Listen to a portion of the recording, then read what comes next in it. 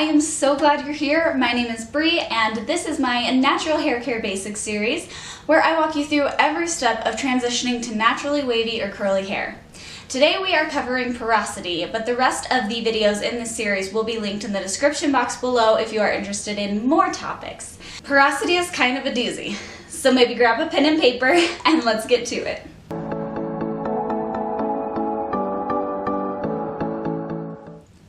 Porosity is one of those topics that scared the poop out of me when I started transitioning, just because there's so much going on in it. But just like we broke down moisture and protein in the last video, let's break down porosity so that you can use this information to help your hair. Each strand of hair on your head has multiple layers. The innermost layer is called the medulla, the middle layer is called the cortex, and the outermost layer is called the cuticle. The only part of that science terminology that you need to write down or remember is the outermost layer, the cuticle. This is what we are referring to when we talk about porosity. Your hair's porosity refers to the ability of your hair to absorb and retain moisture through that cuticle layer. So I brought some things. I was going to go on a nature walk and find like a pine cone and stuff like that, but it's snowing today, so that didn't happen. So we're cozy and I found household items instead. Hopefully this will help you visualize. So this is a scrub brush that I found in my garage. This is going to represent high porosity hair. This is what the cuticle layer looks like on high porosity hair. All of these edges are always raised up. There's lots of space in between them and water could go easily in and out of this. This is a cheese grater. This has slightly raised edges, so water could still pass through it, but not as easily as the scrub brush. This is going to represent medium porosity hair. And this is a Sharpie. It feels very smooth to the touch, and if I were to run it underwater, the water would just pass right over it. This is going to represent low porosity hair. So most of our hair's porosity is determined by genetics, but it can be altered based on what we expose our hair to. Heat, color, and chemical treatments can all make our hair more porous. Great, so what do we do with this information? Well, we can use this information to help us choose accurate products and employ techniques in our routine that will help our specific hair type. For example, high porosity hair will benefit from a cold water rinse at the end of the shower to help seal the cuticle layer. It will also respond pretty well to heavier products that will help fill in the spaces between the cuticle layers. Oils that will help seal the cuticle layer and prevent water loss in high porosity hair are coconut oil, castor oil, olive oil, and jojoba oil. The brands Shea Moisture, Bounce Curl, and Kinky Curly tend to have thicker products, so they might work well for you if you have high porosity hair. On the other hand, low porosity hair will benefit more from lightweight products that will distribute evenly and not cause buildup and weigh the hair down. For low porosity hair, consider trying argan oil, grapeseed oil, or sunflower oil. The brands Innersense and Curl Keeper tend to have lighter weight products that might work well for you if you have low porosity hair. Low porosity hair will also benefit from using hot water in the shower to help open up the cuticle and let the water in.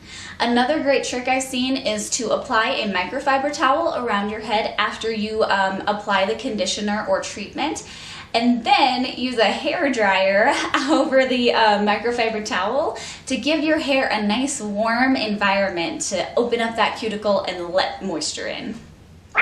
My little kitty is sitting here being so good, and I tried really hard not to smush her, but I can't help it. Sorry, kitty. There you go. So how do we figure out what type of porosity we have? Well, start by thinking about what you already know about your hair.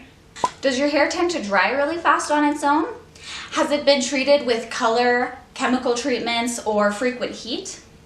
And does your hair tend to absorb heavy materials like coconut oil, shea butter, and other thicker products? These things can indicate high porosity hair. On the other side of things, Does it seem like your hair repels water when you first get in the shower? Does it take a long time to really get saturated and wet?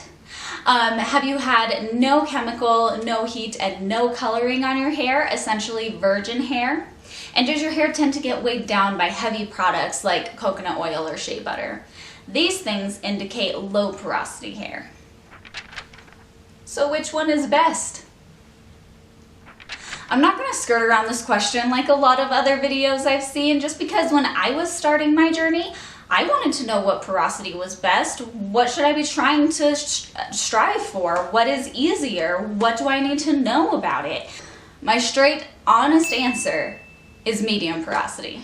And that's just because medium porosity hair tends to work well with a variety of products and techniques. I kind of feel like I'm a crazy person using these visuals. I just like grab my cheese grater. I don't know what's wrong with me today. You can tell your hair is medium porosity if it doesn't take too long to wet in the shower, dries in a timely manner but doesn't feel brittle or bone dry, responds really well to heat or cold, and has worked with a variety of products and oils. Do you have an idea yet of what kind of porosity you might have? Well, I'm going to give you one more trick to try if you simply just have no idea what your hair might be at right now. This is called the float test, where you take a strand of your hair and you put it in a cup of water. There are lots of debates on whether the water should be warm or cold. I just do like a lukewarm, room temperature water. If the hair sits on top of the water, it's an indication of low porosity. If it absorbs some water but doesn't sink to the bottom of the glass, it's an indication of medium porosity. And if it sinks to the bottom of the glass, it's an indication of high porosity. Let me put this disclaimer out there, this test is not super accurate, but it is kind of fun to do when you're starting out your curly hair journey, and it will give you an idea of porosity if you have nowhere to start. The best way to determine porosity is to get a microscope analysis. There are brands that will do microscope analysis for you and give you products usually specifically for your hair. I'll link those in the description box down below. But if you have access to a microscope, take a strand of hair and go check it out for yourself. Alright lovelies, you have earned yourself a nice cup of tea. Go enjoy the rest of your day knowing that you now have more hair knowledge than the majority of the population, and you can help use that to make your curly or wavy hair rock. Or if you're on a research roll, check out some other videos in my series and keep on learning.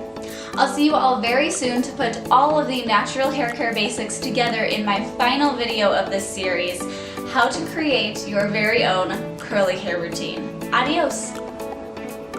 Don't you just love this cup? It's so cute.